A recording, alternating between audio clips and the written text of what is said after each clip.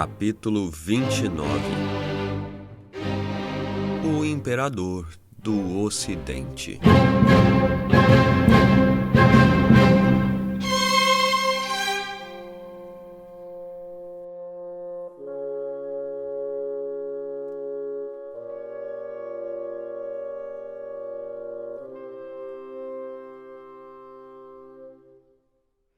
Se a população de Paris estava aliviada por ouvir que seu líder estava de volta, o mesmo não podia ser dito sobre aqueles que foram convocados a comparecer às Tulherias na manhã após o seu retorno. Eles iam ter de se explicar, e foi com um sentimento de mau agouro que se reuniram no palácio. Confrontado com a necessidade de ir à guerra com a Áustria no verão de 1805, Napoleão havia instruído seu ministro do Tesouro, François Barbé Marbois, a arrecadar dinheiro, algo que só podia ser feito de formas pouco ortodoxas que envolviam um grupo de financeiras e comerciantes de Paris com um dos principais fornecedores militares e civis, Joseph Wallenberg. Não demorou muito para que eles se tornassem insolventes e, no caso de Wallenberg, para que abrisse falência, mas todos eram mantidos a salvo pelo financista e especulador Gabriel Ovrart. Ele havia emprestado dinheiro para o governo espanhol em troca do contrato para transportar moedas e lingotes de ouro e prata do México e outras colônias para a Europa. Como a Marinha Real havia capturado a frota do Tesouro Espanhol em outubro de 1804 e em julho de 1805, Ovrart concebeu um esquema secreto envolvendo parceiros norte-americanos e holandeses, mas que acabou descoberto.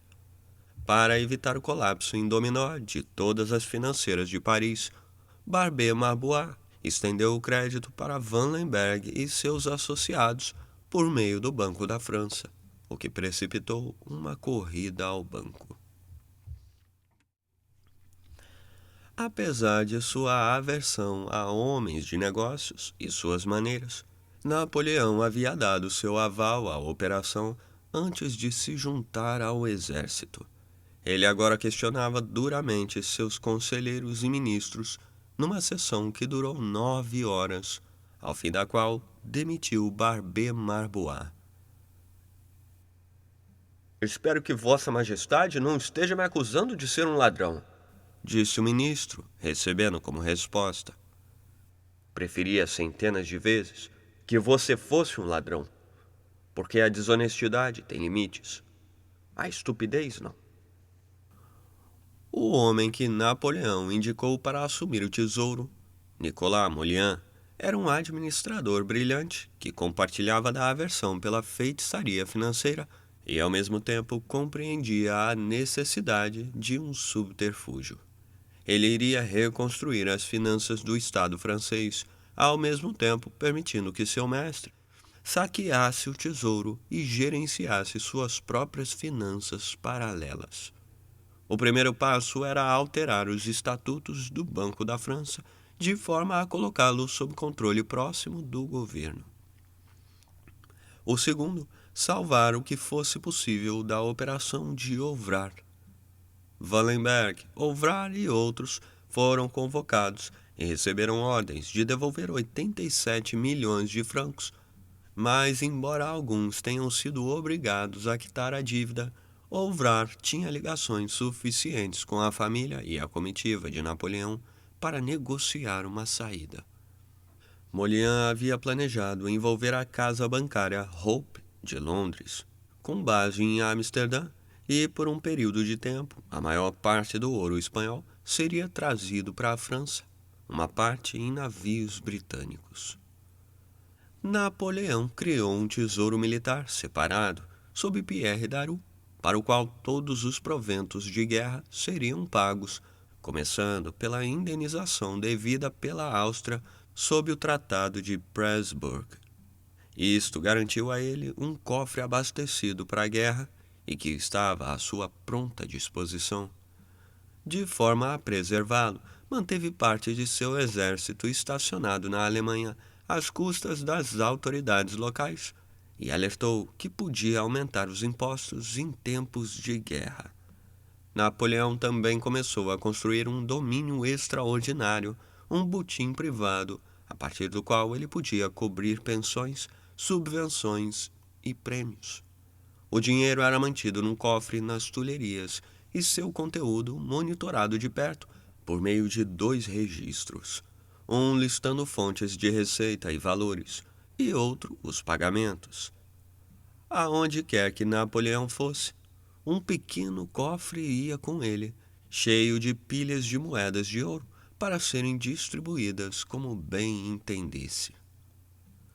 Quando voltou de sua primeira campanha italiana, no fim de 1797, e descobriu quanto dinheiro Josefina havia gastado, Napoleão começou a investigar para onde tinha ido tudo, e o contínuo desperdício dela acabou por desenvolver nele um reflexo de conferir gastos e contas. Ele descobria de forma independente o custo de tecidos e fitas, de forma a questionar os valores cobrados dela por costureiros e modistas. Quando ele se mudou para as Tulherias, começou a conferir a quantidade e o preço das velas, da lenha e da comida. Perguntou a todos na residência quanto cada um pegava de açúcar e com qual frequência. E então calculou a quantidade que isso significava, pesquisou o peso do quilograma e finalmente conferiu o total gasto no mês. Para cortar despesas, instituiu um ticket alimentação, bon de repas, emitido para os membros da corte. O sistema só foi abandonado depois que Hortense chegou para jantar e, como suas acompanhantes haviam esquecido seus tickets, não ganharam café. Ele também instituiu regras a respeito da altura das velas. Se houvesse mais de 20 centímetros restantes, elas deveriam ser reutilizadas nos corredores. Se entre 15 e 20 centímetros, deveriam ser enviadas para os quartos dos membros da corte e assim por diante. Napoleão desenvolveu uma quase obsessão a respeito de roupas de cama, ordenando que Daru fizesse um inventário de 12.671 lençóis, 2.032 guardanapos, 500 trapos e outros itens. O custo de lavanderia também não escapou do escrutínio. Não era surpresa, já que ele vivia mudando de roupas. No período de um mês, mandou 36 camisas, 14 coletes, 137 lenços e 9 pijamas para que fossem lavados. Napoleão começou a manter cadernos nos quais anotava pagamentos e despesas numa dada área, assim como todas as decisões tomadas e observações a respeito de sua execução. Isso o ajudava a perceber anomalias e fraudes quando conferia as contas e a flagrar ministros, diretores e funcionários. Como ele sempre queria respostas rápidas e precisas às suas perguntas, eles algumas vezes inventavam fatos e números, mas Napoleão os questionava, frequentemente sabendo mais sobre seus ministérios ou regimentos do que eles próprios sabiam. Molière notou que nenhum detalhamento era suficientemente preciso para ele, que estava sempre procurando problemas para resolver e que não estava contente em reinar ou governar. Ele tinha que gerenciar, e não como primeiro-ministro, mas sim mais diretamente do que qualquer ministro. A condução insatisfatória dos assuntos por aqueles a quem ele os havia delegado durante sua ausência, sugeria a necessidade de estar mais bem informado e ter maior controle sobre o que estava acontecendo em Paris durante suas ausências. Por essa razão, ele organizou um novo sistema de comunicação, estafette, em que os despachos eram transportados numa maleta cuja chave apenas ele e o diretor de comunicação, Lavalette, tinham e que era levada de uma estação a outra pelo condutor de diligência. Eles sabiam para onde estavam indo, tinham cavalos descansados à disposição e registravam o horário de chegada e saída num caderno que acompanhava cada maleta. Como havia punições para qualquer atraso, eles eram bastante eficientes. Isso permitia que ele controlasse a administração em Paris de perto e pudesse delegar menos. O Conselho de Estado se reunia regularmente quando ele estava fora, com a cadeira dele vazia sobre o pódio. Quem quer que estivesse presidindo poderia ser Cambacérès, Lebrun, Joseph ou um dos outros grandes dignatários ou príncipes. Sentava em outra cadeira ao lado. De acordo com Jean Pelé de la Lozère, à medida que Napoleão envelhecia, as coisas passaram a andar mais rápido quando ele estava ausente, pois quando estava presente, tendia a devaneios ou digressões que, por mais fascinantes que fossem, não contribuíam para a discussão. Napoleão acreditava que as coisas não funcionavam propriamente se ele não estivesse presente, e os participantes, sem dúvida, prestavam mais atenção quando ele estava. Entre os assuntos abordados em seu retorno de Viena estavam a educação, a reforma do sistema prisional, o judiciário, o status dos judeus, a previsão de enterro gratuito para indigentes e o subsídio para a ópera e o teatro nacionais. O que transparece de suas ideias nesses e em outros assuntos é que ele estava interessado em construir uma sociedade mais que um Estado. No dia 10 de maio de 1806, ele fundou a Universidade da França. Um corpo exclusivamente preocupado com a educação e a instrução do público em todo o império, Com uma determinação especial de direcionar opiniões políticas e morais. Era um estabelecimento piramidal, coroando todo o sistema educacional, trazendo para baixo de uma mesma administração todas as instituições de ensino existentes. Embora estivesse particularmente interessado em desenvolver as ciências, por meio das quais queria construir um grande quadro de tecnocratas, Napoleão parecia mais preocupado com a moralidade dos professores e a uniformidade do currículo do que com qualquer outra coisa. Prefiro ver as crianças da aldeia nas mãos de um monge que não saiba nada além de seu catecismo e cujos princípios conheço, do que nas de um homem semi-educado, com nenhuma base moral, Declarou a respeito das escolas primárias.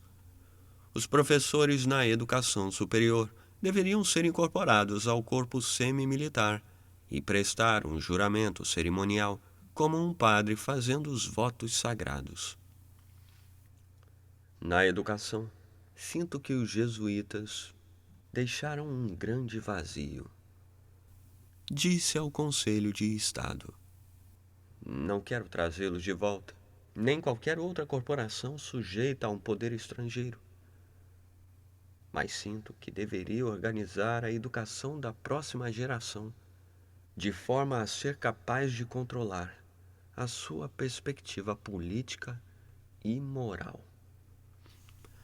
Por isso ele sentia que os professores deveriam permanecer no celibato até o momento em que se provassem maduros e confiáveis, mas que deveriam casar no tempo apropriado, uma vez que via o casamento como o estabilizador social perfeito, e deveriam então passar a ter status, chegando até mesmo a se equiparar ao do Senado. Desejo criar uma corporação, não de jesuítas que teriam seu soberano em Roma, mas jesuítas que não teriam nenhuma outra ambição, além de ser úteis, e nenhum outro interesse, além do interesse público. Um preconceito similar contra o individualismo se manifesta em suas reclamações sobre os membros do judiciário, que ele considerava uma corporação independente. Napoleão queria ver as decisões deles padronizadas em vez de deixar tudo a cargo de seus próprios julgamentos. E também se incomodava com os judeus, cuja existência ele só percebeu em suas visitas à região noroeste da França e ao oeste da Alemanha. Além de sua antipatia natural por, entre aspas, gente de negócios, que o levava a ver os judeus como usurários predadores de pobres inocentes e como, abre aspas, verdadeiros bandos de corvos, sugando todo o sangue dos verdadeiros franceses. Uma nação vil e degradada, capaz de toda baixeza. Ele não gostava da ideia deles como uma nação à parte e suspeitava que eram desleais e espiões. O fato de que sua presença era mais notável na fronteira da região da Alsácia o incomodava, e a melhor coisa a ser feita com eles, sugeriu, era espalhá-los de forma mais uniforme pelo território da França. Napoleão iria convocar um grande sinédrio, juntando rabinos e anciãos, num órgão que consultaria para regulamentar seu status.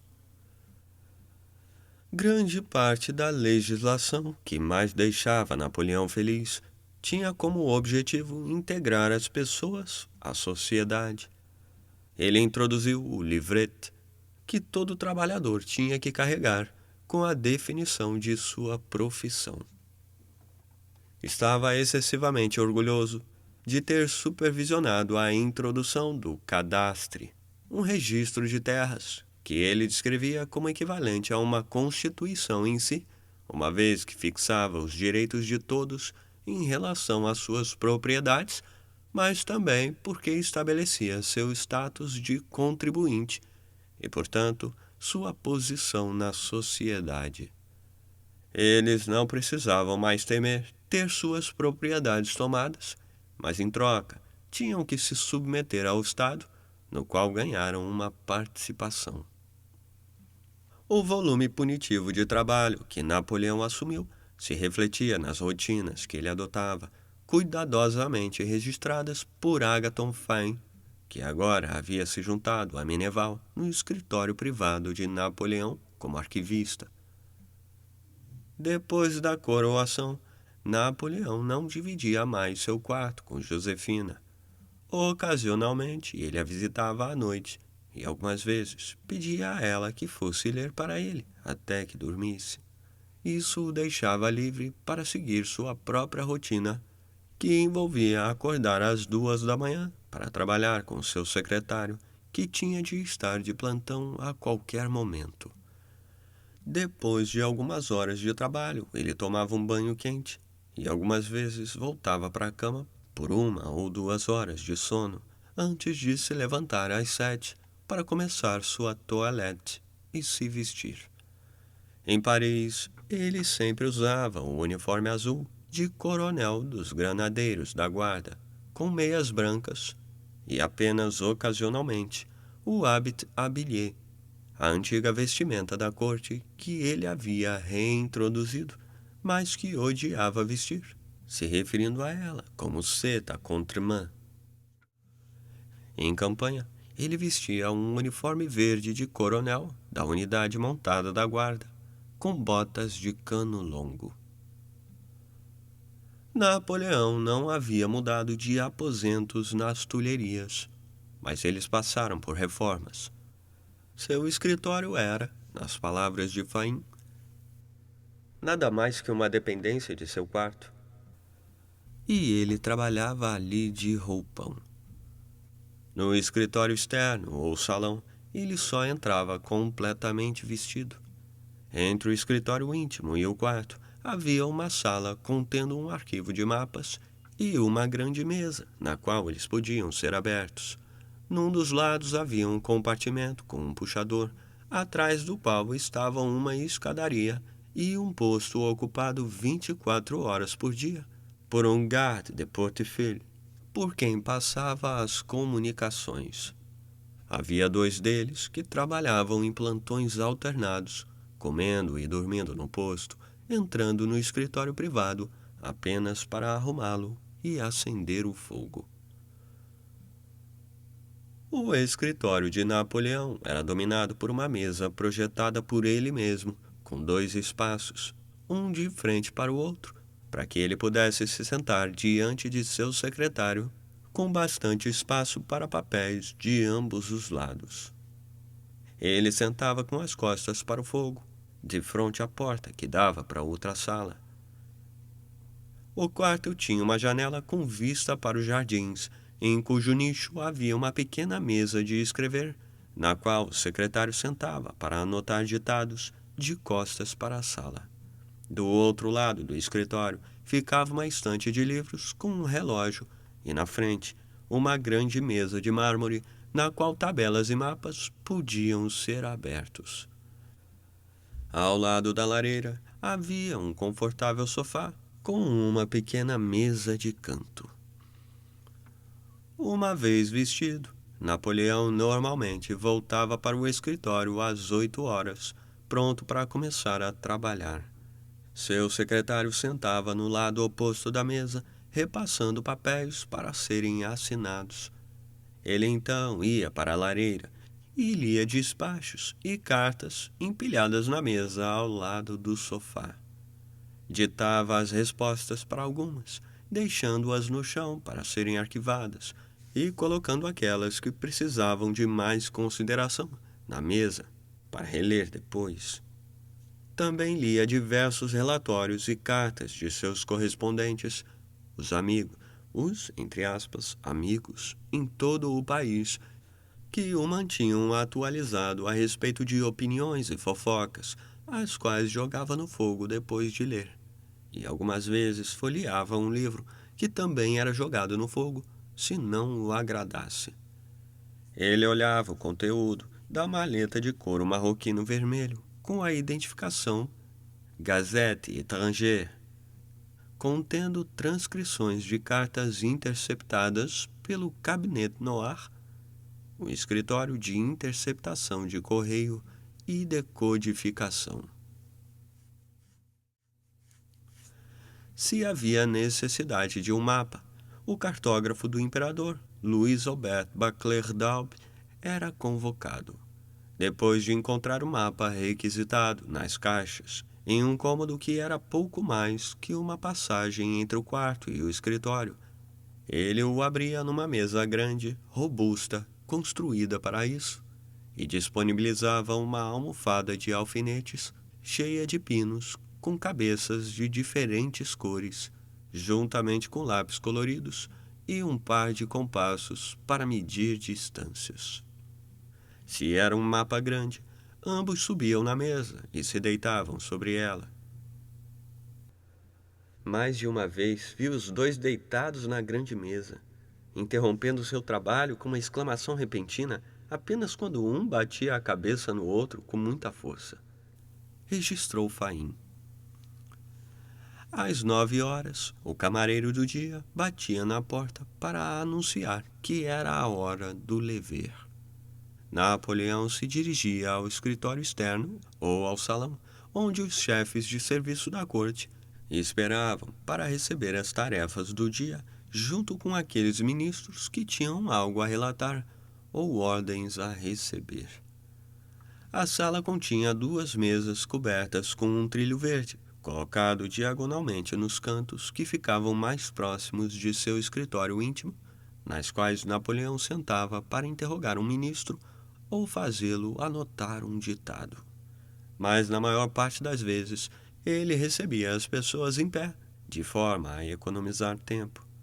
O ministro de polícia e o prefeito do departamento do Sena estavam sempre lá para regalá-lo com as últimas novidades e fofocas da vida noturna. A menos que ele precisasse discutir algo mais longamente, a ordem do dia podia durar apenas 5 minutos, e depois ele voltava ao escritório para trabalhar. Como desde jejum, tomava uma xícara de café forte. Às quintas havia um grand lever, ao qual todos que tinham acesso compareciam, o que incluía a maior parte da corte. A manhã de trabalho normalmente terminava com uma entrevista com o secretário de Estado Maret, um homem que alguns odiavam, mas que era perfeitamente educado e um dos poucos que tinham a completa confiança de Napoleão.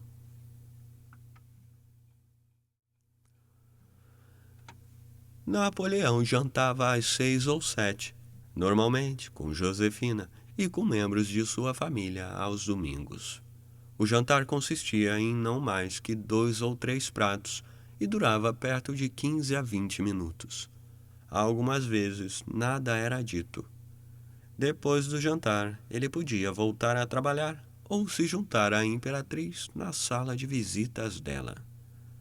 No fim da noite, havia um breve coucher, durante o qual ele dava ordens aos chefes do serviço doméstico para o próximo dia. Ele normalmente ia dormir às 10. Na sua vida privada, Napoleão era quase um monge militar, e todos em seu serviço imediato tinham que se adequar à regra dele, registrou Faim. O volume de trabalho não impedia que o monge militar fosse ao teatro, caçasse, planejasse novos trabalhos ou mesmo galanteasse.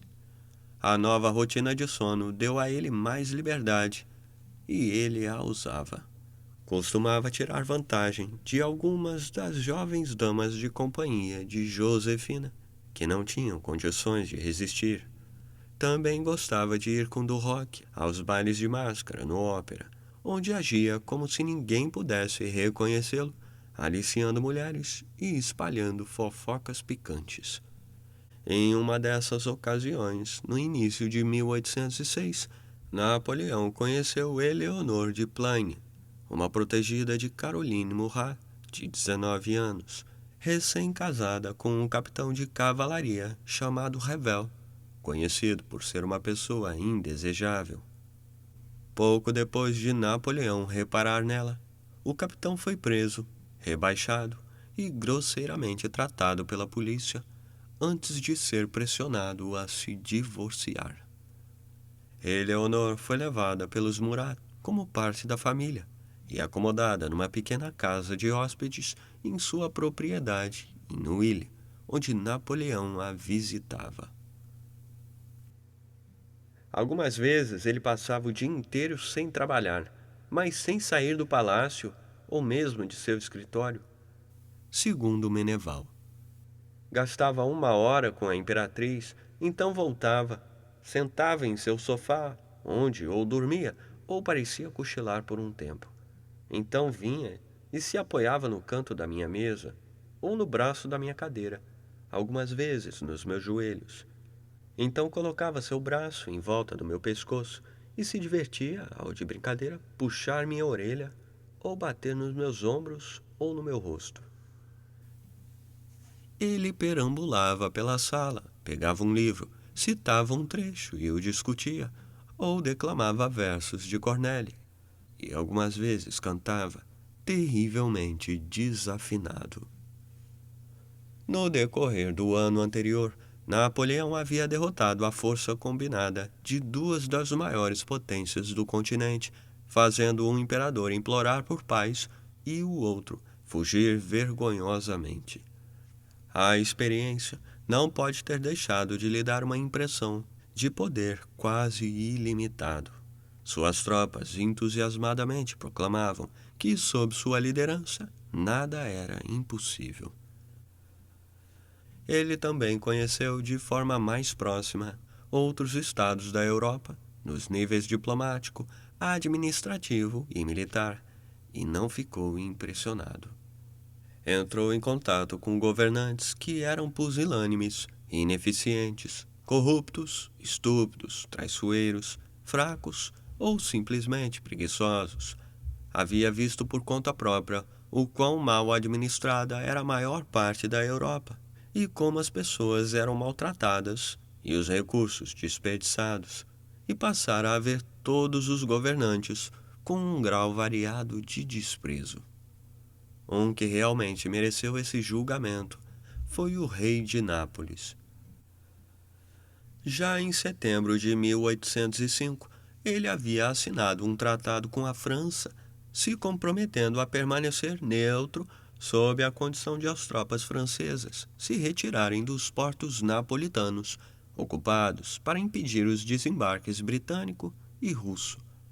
Informado por seus espiões de que o rei já havia assinado tratados com a Inglaterra e a Rússia contra a França, Napoleão escreveu para a rainha Maria Carolina, o poder por trás do trono, alertando-a a não fazer nenhum movimento hostil.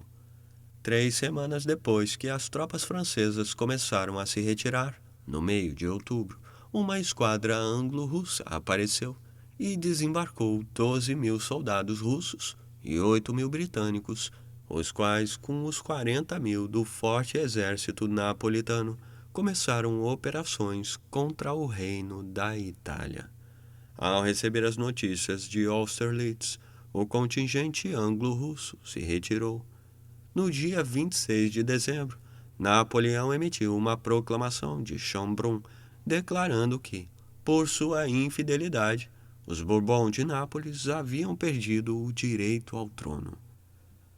Em 6 de janeiro de 1806, Napoleão colocou seu irmão Joseph no comando do exército francês, com ordens para ocupar o reino.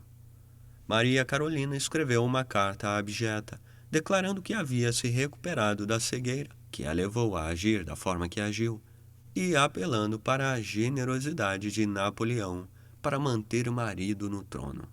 Mas Joseph já estava invadindo Nápoles e, em 30 de março, Napoleão o nomeou rei de Nápoles, em nome, segundo ele, da tranquilidade da Europa. Isso, do ponto de vista de Napoleão, exigia frear as ambições britânicas e russas no Mediterrâneo. Agora, com toda a costa da Itália e da Ilíria nas mãos dos franceses e a Espanha como aliada, isso parecia possível. Após a morte de Pitt, em 23 de janeiro, e a formação de um ministério sob Lord Grenville, com Charles James Fox como secretário de Relações Internacionais, uma acomodação com a Inglaterra também parecia possível. No dia 6 de março, Talleyrand recebeu uma carta de Fox com informações da inteligência sobre um plano de monarquistas contra Napoleão e sugerindo um acordo de paz. O gabinete britânico parecia disposto a ir adiante, mas mesmo assim impôs um bloqueio na costa da Europa, do Elba, na Alemanha, a Brest, na França.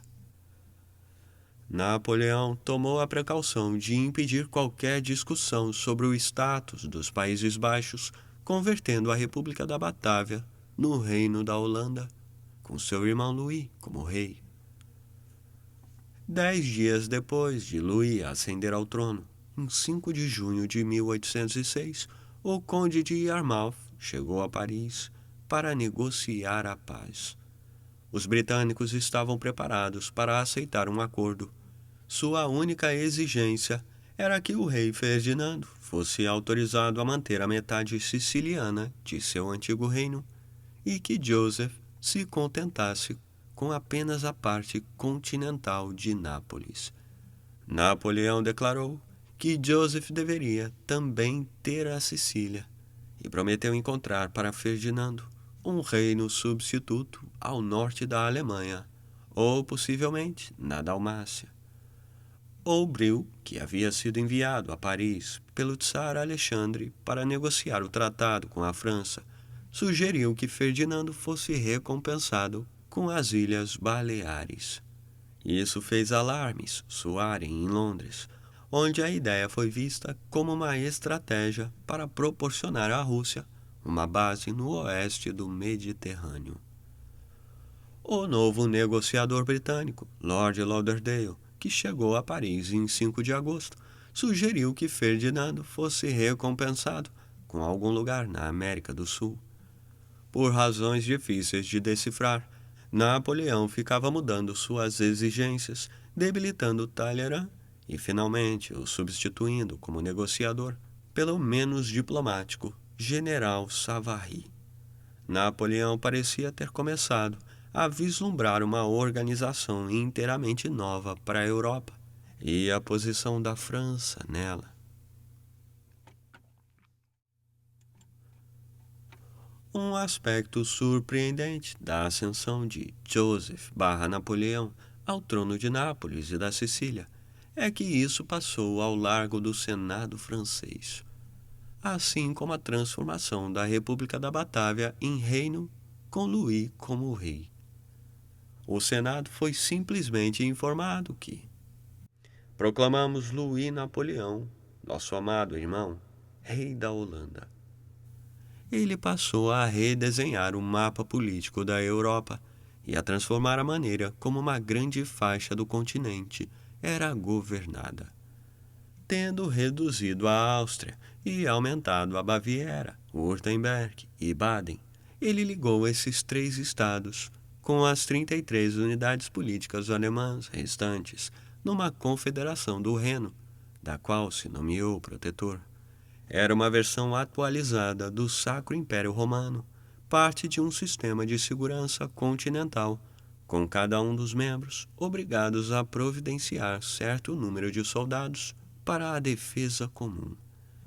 França, 200.000, Baviera, 30.000, Württemberg, 12.000, Baden, Cleve e Berge, 5.000 cada, Hesse-Darmstadt, 4.000 e o restante, 4.000 no total.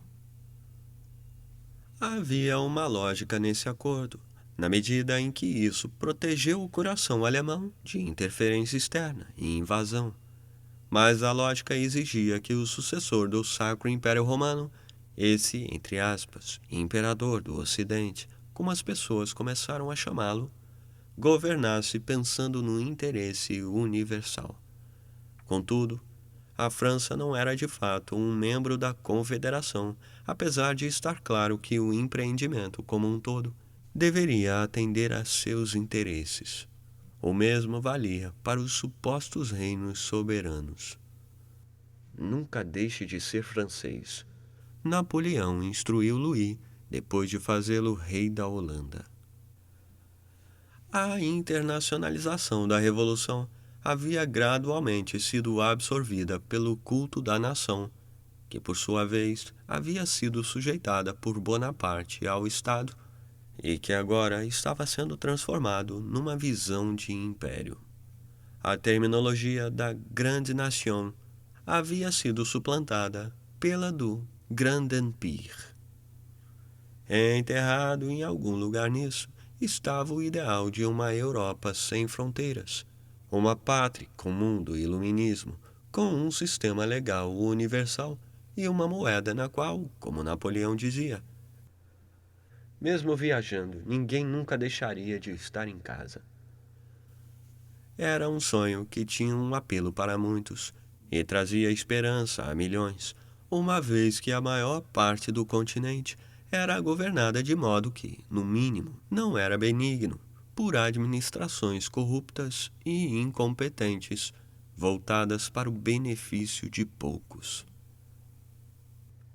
Um dia desses, estou convencido, vamos ver o Império do Ocidente renascer, à medida que os povos, exaustos, correrem para se colocar sob o domínio da nação mais bem governada. Napoleão disse a seu Conselho de Estado. Nisso, como em outros assuntos, ele estava à frente de seu tempo. Contudo, enquanto começava a construir seu sistema pan-europeu, ele passou inexplicavelmente a olhar para trás. Ele não só baseou sua estratégia diplomática na de Luís XIV. O novo Império do Ocidente lembrava um sistema medieval de vassalagem pessoal. Napoleão começou em casa, introduzindo estatutos para governar a família imperial, da qual era líder e pai. Eles eram modelados em documentos similares que governavam as antigas casas reais da Europa, mas incluíam conceitos pertencentes à tradição da família da Córcega, juntamente com uma pitada de disciplina militar. Definiam regras de precedência, guias de conduta, restrições de casamento e viagem, para que nada pudesse ser feito ou aceito sem o seu consentimento. Incluíam uma tabela de penalidades, dentre as quais constavam a prisão e o exílio. O continente seria unido não por uma administração moderna, mas pela dinastia Bonaparte e pelas casas reais e ducais estabelecidas da Europa, preparadas para se associar a ela. Joseph era rei de Nápoles, Louis, rei da Holanda, o marido de Caroline Murat, grão-duque de Berck, Elisa Bacchiotti, duquesa de Lucca e Piombino. Outras camadas de controle foram providenciadas pelos mais próximos ao trono imperial, com Berthier se tornando príncipe de Neuchâtel, um antigo feudo prussiano, Bernadotte, príncipe de Pontecorvo, e Talleyrand, príncipe de Benevento, no reino de Nápoles. Outros feudos, como a Dalmácia, a Ístria, o Friuli, Cadora, Belluno, Conegliano, Treviso, Feltre Bassano, Vicenza, Pádua e Rovigo, no que havia sido o território veneziano, foram para ministros e marechais. Na própria França, pelo Senatus Consulte, de 14 de agosto de 1806, Napoleão criou uma nobreza imperial, concedendo títulos de príncipe, duque, conde e barão. A linguagem que acompanhava esses atos e investiduras sugeria outra época. Os costumes, formas de tratamento e dotações fabulosas eram um insulto ao espírito do iluminismo e tudo que era mais caro para a maioria dos homens franceses a respeito da Revolução. É triste dizer, mas quando num conselho pleno ele propôs a questão se a instituição de títulos hereditários era contrária aos princípios de igualdade que professava, quase todos nós respondemos que não. Admitiu o velho revolucionário açougueiro de nobres, Fouché. De fato, o império, sendo uma nova monarquia, parecia indispensável para nós a criação de grandes oficiais e dignatários e o baluarte de uma nova nobreza. Ele se tornou Duque de Otranto. A vaidade humana triunfou sobre a chamada Idade da Razão. Murat, Louis e Joseph instituíram novas ordens de cavalaria, trocaram condecorações, designaram uniformes resplandecentes para si mesmos, seus regimentos de guarda e oficiais da corte. Publicaram etiquetas e concederam títulos de nobreza a seus amigos. Enviaram embaixadores para suas cortes e jogaram o jogo da monarquia com uma intensidade que até mesmo Napoleão achava ridícula. Marechais, ministros e generais, e particularmente suas esposas, disputavam títulos e ficavam ressentidos uns com os outros, e antigos revolucionários se dedicavam a inventar brasões para pintar as portas de suas carruagens. Quando Jerôme instituiu a Ordem da União, caracterizada pela águia imperial, uma serpente comendo o próprio rabo como símbolo da eternidade, o leão de Hesse, o cavalo de Brunswick e outra águia e leão, Napoleão disse a ele que havia bestas demais naquela ordem. Poucas pessoas em sua posição teriam mantido tal grau de modéstia e simplicidade. Defendia o prefeito do palácio, Louis Bossuet, e havia um pouco de verdade nisso. Quando um grupo de pessoas declarou o desejo de começar a coletar patrocínio para uma estátua equestre dele, Napoleão proibiu. Muito simples na maneira de ser, gostava de luxo em seu entorno apenas porque parecia a ele que um grande espetáculo era uma maneira de se impor, o que fazia governar ser mais fácil. De acordo com Faim, que via nele um amigo certo e o melhor dos mestres. Ele mimava seus servos e garantia que a eles não faltasse nada, mesmo depois que se aposentavam. Se perdia a cabeça com eles ou os chateasse de alguma forma, ele compensava isso regiamente. Sua visão de si mesmo e daquilo que ele acreditava personificar está refletida no cerimonial de sua corte, que se tornou mais laborioso, e em seu mecenato artístico, particularmente na construção de programas e monumentos. Durante seu consulado, Napoleão quis celebrar soldados. Seus planos iniciais incluíam uma ambiciosa reconstrução dos Invalides, centrada em um templo de Marte, no qual os grandes comandantes franceses seriam adequadamente comemorados. Irmãos de armas já mortos, como Desailles, eram imortalizados em esculturas. Em 1806, lançou a pedra fundamental do Arco Triunfal, que seria construído na frente das Tulherias, na Praça do Carrossel, e de uma coluna inspirada no modelo do monumento a Trajano, em Roma, a ser feita a partir do bronze de um canhão capturado em Austerlitz, na Praça Vendôme. Outro arco triunfal, maior, foi também projetado para o outro lado da Champs-Élysées. Esses trabalhos eram contrabalançados pelo projeto simultâneo de reconstruir a igreja de La Madeleine como um templo para os mortos notáveis, mas este seria o último dos monumentos dedicado aos soldados. O próximo plano de Napoleão era de um grandioso palácio no alto de Chaillot, efetivamente uma nova cidade imperial com alojamentos militares, uma universidade, arquivos, um palácio de artes e outros prédios. Seu programa continuou a beneficiar o público. Entre 1804 e 1813, ele gastou 277 milhões de francos em estradas, 122 milhões em canais, 117 milhões em portos marítimos, 102 milhões em aterros, estradas, praças e pontes em Paris, 30 milhões em pontes e 62 milhões em palácios imperiais e prédios, como os ministérios e a Bolsa de Valores. Contudo, de 1806 em diante, os monumentos eram dedicados não à nação, ao exército ou mesmo às grandes vitórias, mas ao imperador.